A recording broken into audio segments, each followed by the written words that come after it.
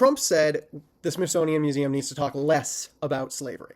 And a lot of people after that said, yeah, we need to stop focusing on the past and focus on today. The problem is that the impacts of slavery don't stay in the past, but they continue to shape almost every facet of American social and economic and political life today.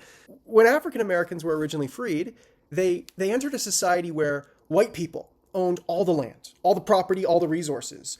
They entered a world where one side of society had all the education and power and representation, and they had none.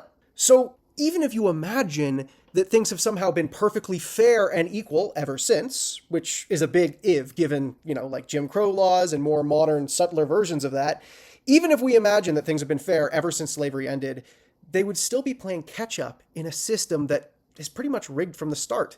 It's kind of like a new grocery store opening up next to a Walmart. Even if they're technically both legally free to now run their business, and even if Walmart is not directly attacking this other business, the small store is never going to catch back up.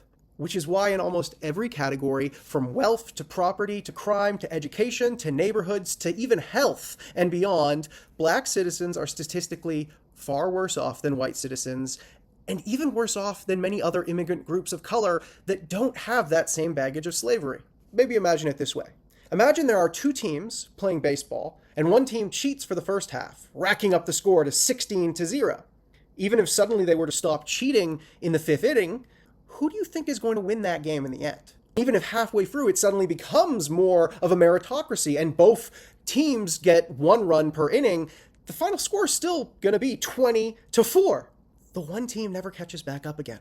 So I'd love for the past to just stay quietly in the past, but that's not how inherited wealth and education and social structures work. Unless structural action is taken to reset the score, the injustices of the past will continue to impact who wins today.